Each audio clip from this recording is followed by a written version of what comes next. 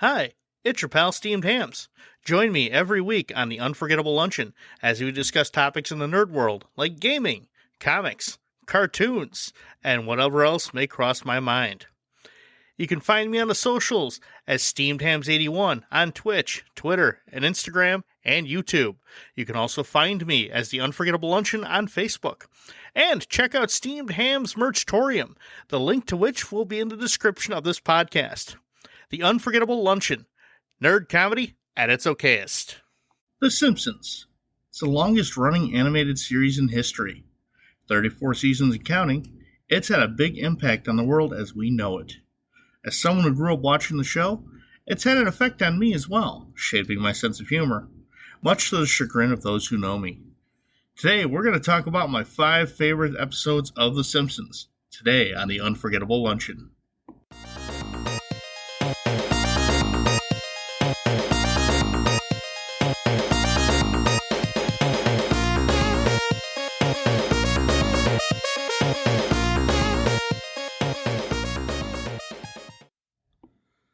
Greetings, it's your old pal Steamed Hams. I hope you're ready for another unforgettable luncheon. Yes, I know, I did a Simpsons episode already. But that was just a warm-up. Now we're getting down to some nitty-diddly-gritty. Seasons 2 to 11 are considered the golden age, after which some fans felt it was declining following Matt Groening's departure to focus on Futurama.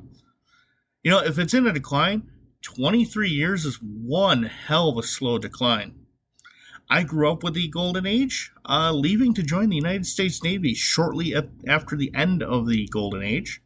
I didn't see much for a few years as we didn't exactly get Fox while I was stationed in Japan. Thankfully, Disney Plus is letting me catch up, so I get to see the stuff I missed. Now, these episodes, presented in seasonal order, are some of my favorites. I couldn't list all of my favorites, otherwise this would probably be a 3-parter. These episodes helped shape, or warp, my sense of humor. So, without further ado, let's get into my 5 favorite Simpsons episodes. The first one we're going to discuss is Camp Krusty, the first episode of Season 4. It's one of my early favorites, one that I watched often because I believe my parents had recorded it on VHS because we were probably off doing something family-wise when it was on. I discussed it in a previous episode, but we're going to get a bit more in depth here. Essentially, the premise is Bart and Lisa are going off to Camp Krusty for the summer, leaving Homer and Marge home alone to act like, childless singles, despite having Maggie, which we don't see a whole lot through the episode. The kids are excited. The show opens with Bart thinking the last day of school is wrecking the school to Alice Cooper's School's Out for the summer. Or actually, it's School's Out.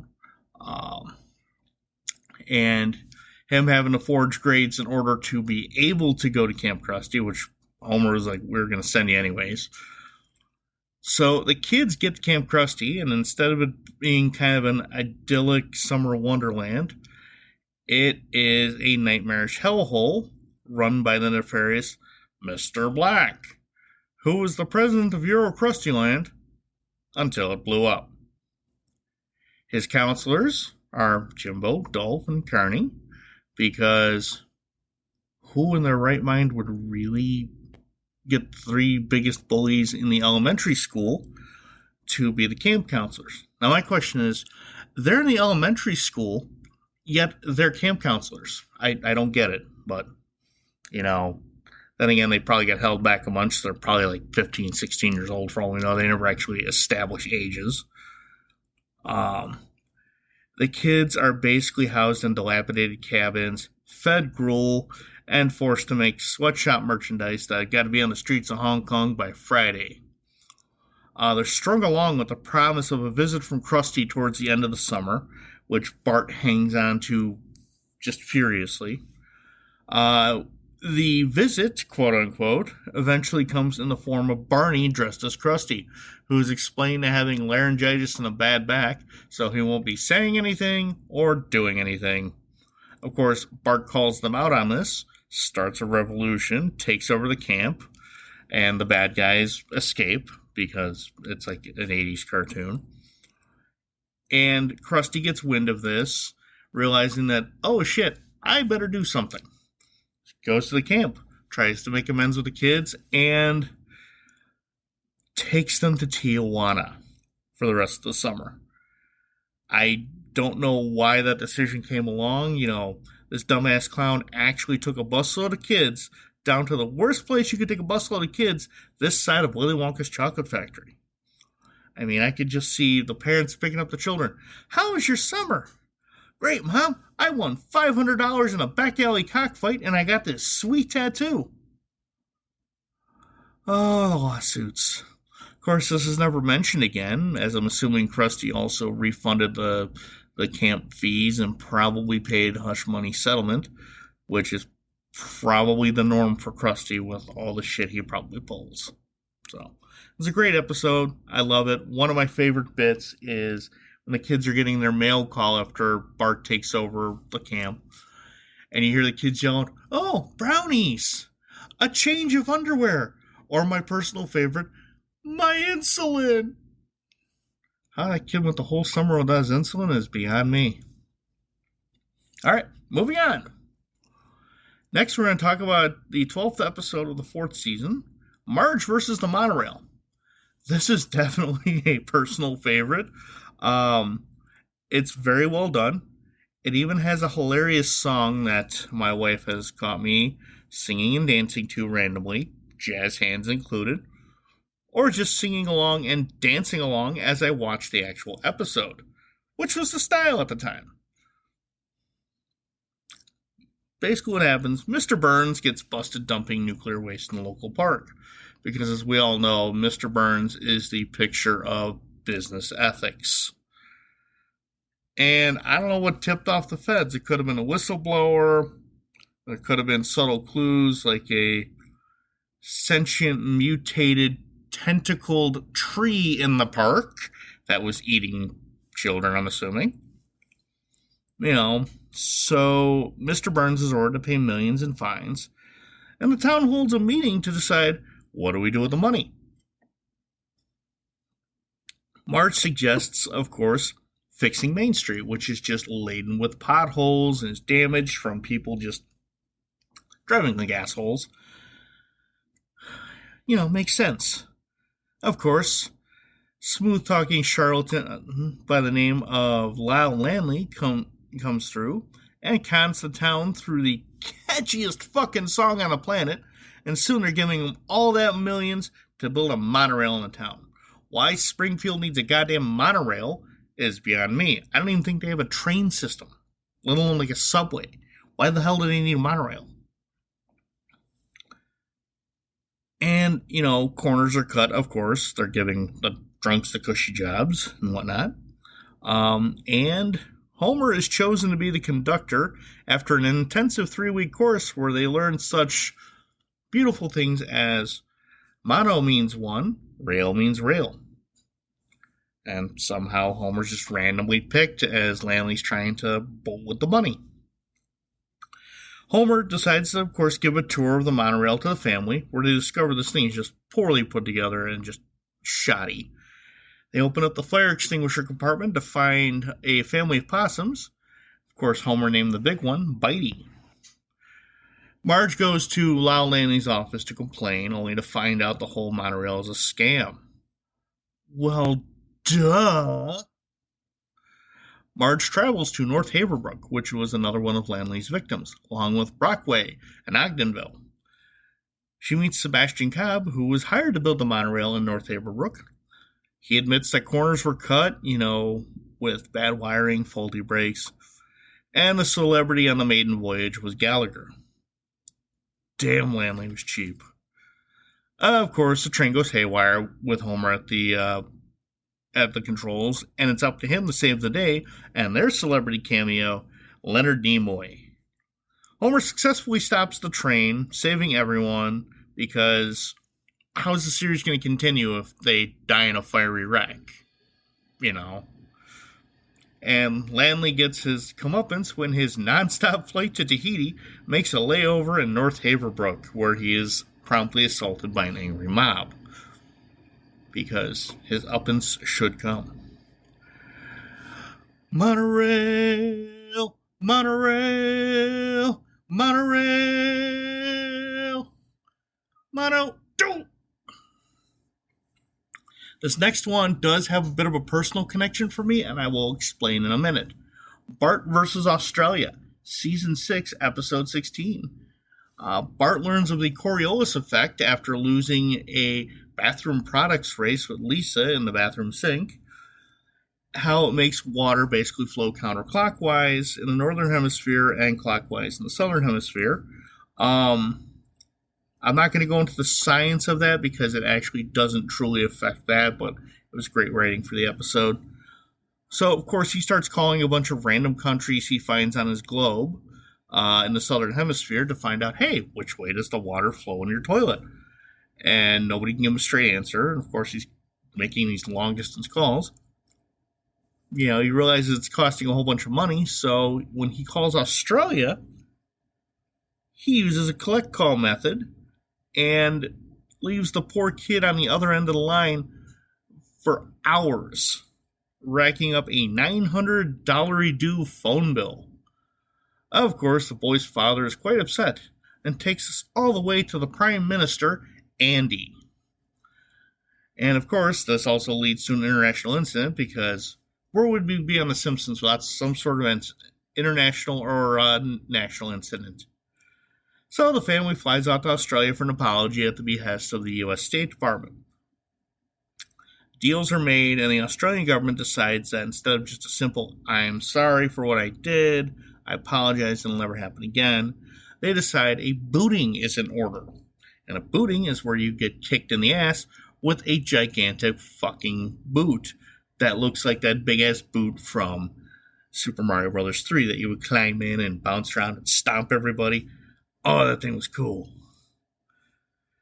Of course, Bart dodges the booting. They steal the boot, throw it through a window, and him and Homer take off, getting chased after by Marge, or by the chased after with Marge and Lisa by basically all of Australia, because all of Australia is apparently in that one building.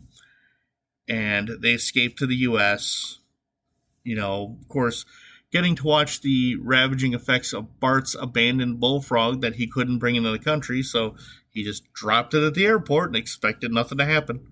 And it bred and was destroying the countryside in Australia. Of course, they got their problem when a koala bear stowed away on their helicopter that was taking them to the USS Walter Mondale.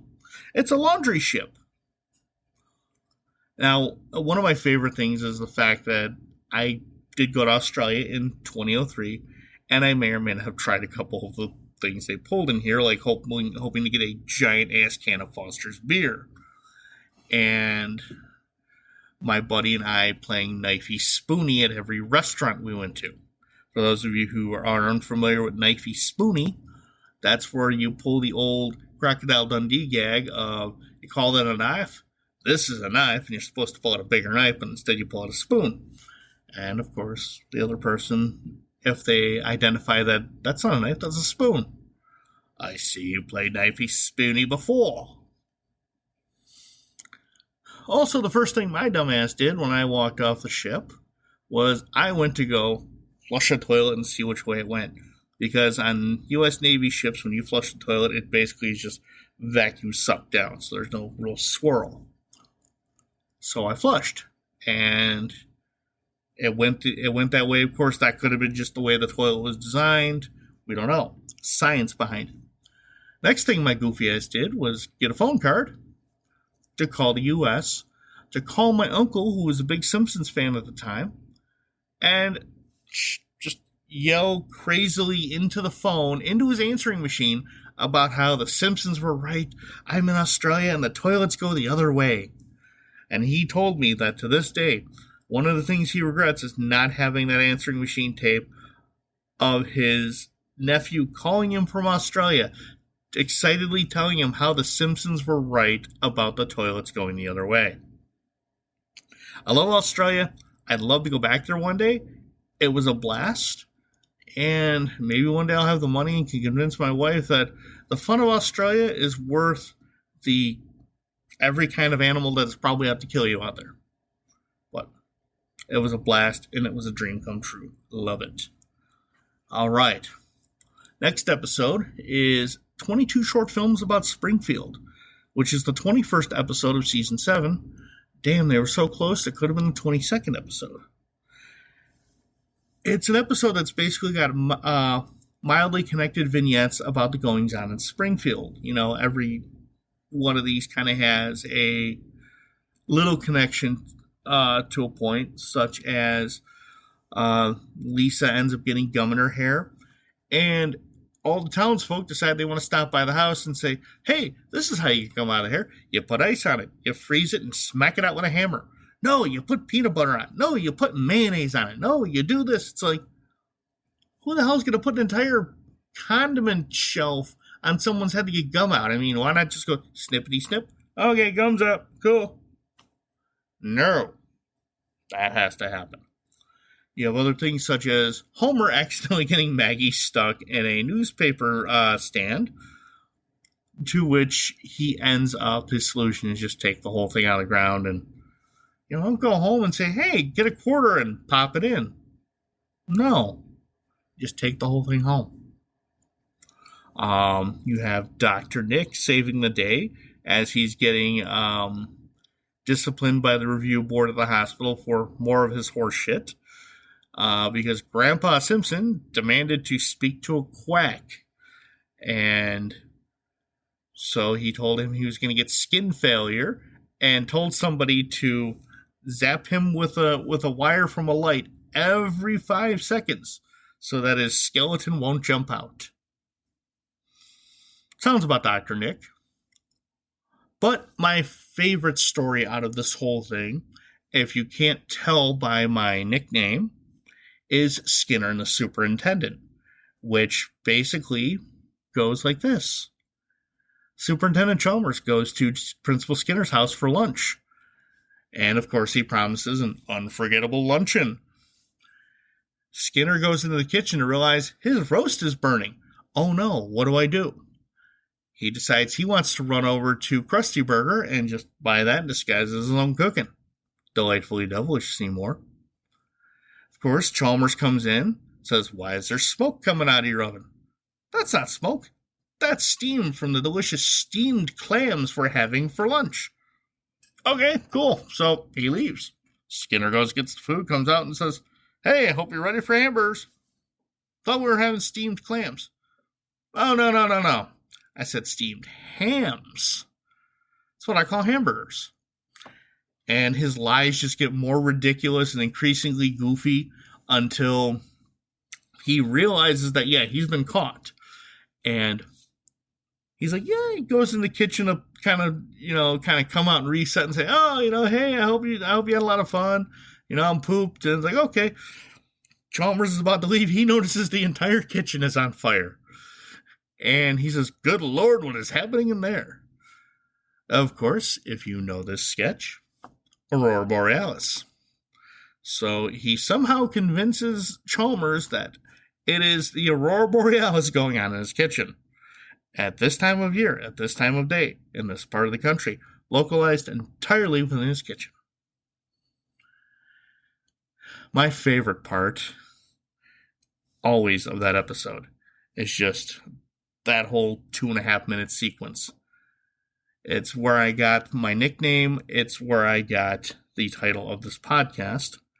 If you got a problem with that, well, tough noogies. It's a solid episode. One of my other favorites is the fact that Nelson, laughing at everybody, laughs at the very tall man who was introduced in this episode, who was driving his tiny little Beetle, which is the largest automobile that I could afford. And he goes on to humiliate Nelson. And the show basically ends from a certain point. It's wrapped around to Bart and Milhouse just basically spitting off the overpass in the cars and squirting mustard in there because that's what 10-year-olds with free time do, apparently. All right, moving on to the final episode of this episode. Simpson Tide, which is the 19th episode of the 9th season. Basically, Homer, being Homer, decided that the last donut needed to be a little bigger.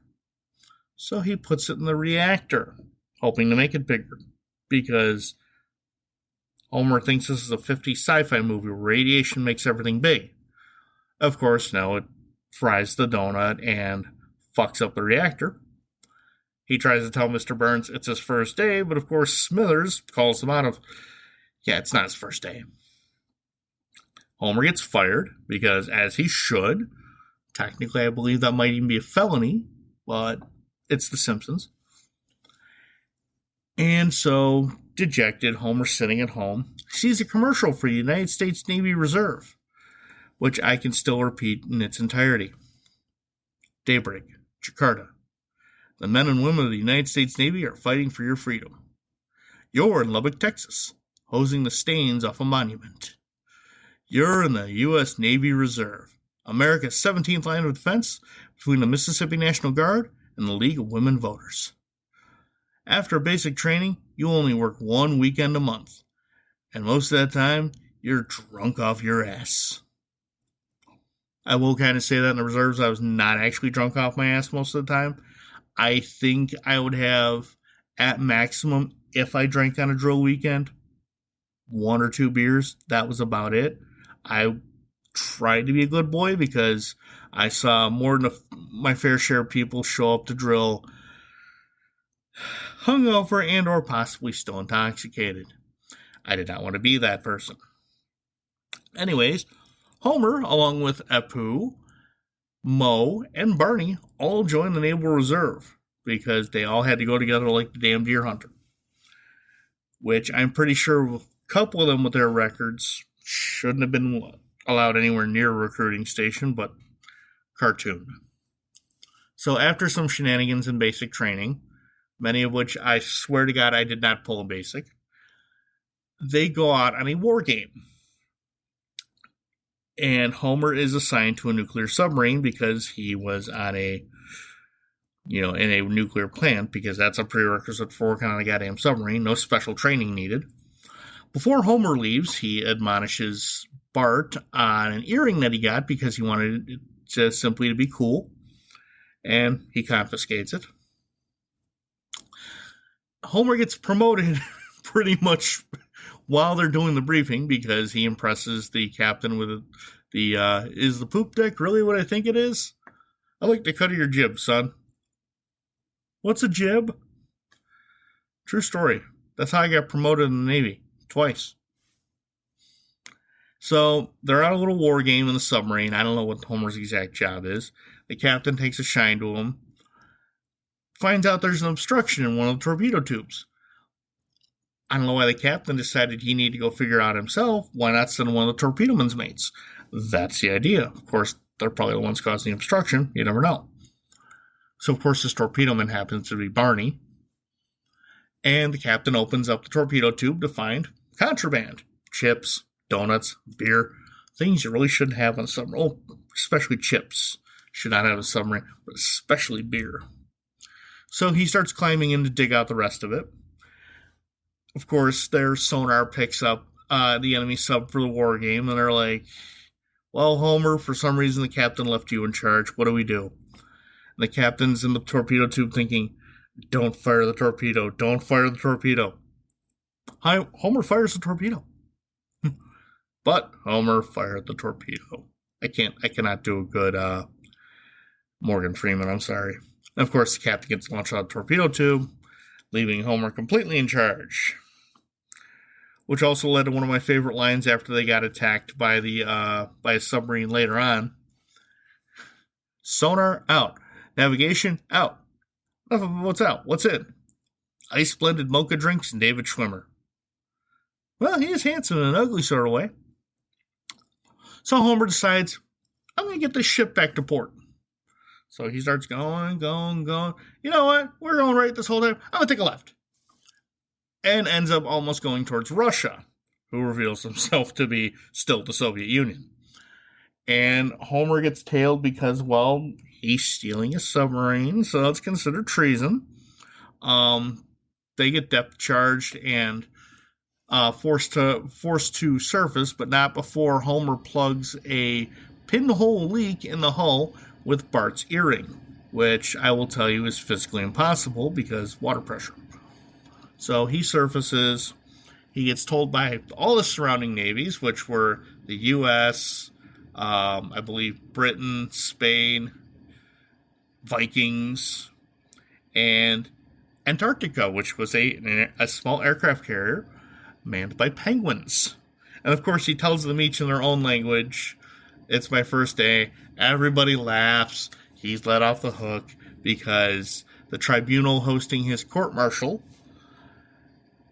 were all being indicted for other crimes, which was about the norm for the U.S. military back in the 80s and 90s. So he gets let off the hook with a dishonorable discharge, and presumably because Deus Ex Machina rehired at the power plant because otherwise they couldn't have power plant jokes. So, I mean, there were a lot of jokes when I enlisted from my dad and my uncles, asking me, "Hey, have you shot the captain on a torpedo tube yet? How much beer and donuts does a torpedo tube hold?" Things like that, because oddly enough, I became a sonar technician, so part of what I did was undersea warfare, and I did have torpedo men in my division, so I got to be in the torpedo magazines, which was pretty freaking cool. So, yeah, a lot of comedy came out of that episode, and I still watch it to this day. I don't pick it apart as a veteran because it's The Simpsons, and it's one of my favorite episodes, and it actually came out around the same time I initially enlisted, so there you go. Anyways, that is my top 5 favorite episodes of The Simpsons, at least from the Golden Age. I would have had more than a few, but I don't want to make this a 3-parter because there are so many episodes I love. One day I'm actually going to go into the Halloween episodes because those in and of themselves are just masterpieces. At least like the first 6 or 7 are just pure masterpieces. So this is where I would normally do the plug and play segment, but unfortunately I'm thinking of discontinuing plug and play because I'm not really finding much that I can really plug that people aren't like all over playing, and I've essentially run out of businesses for the time being to plug, and I wasn't getting a whole lot of good feedback on it anyways, so I may discontinue it. We're going to see for a couple episodes. But I hope a good time was had by all. You can find me on Twitch, Twitter, Instagram, and Facebook as SteamedHams81. Definitely try to reach out to me. Tell me what you liked. Tell me what you didn't like. Maybe if you have an idea of something you'd like me to discuss on this. You just want to say hi. And if you like the podcast, of course, spread the word. Tell your friends. Tell your coworkers. Tell your enemies. Tell everybody. I'd like to get an audience. So, I hope you join me next week for another unforgettable luncheon when the topic will be something nerdy.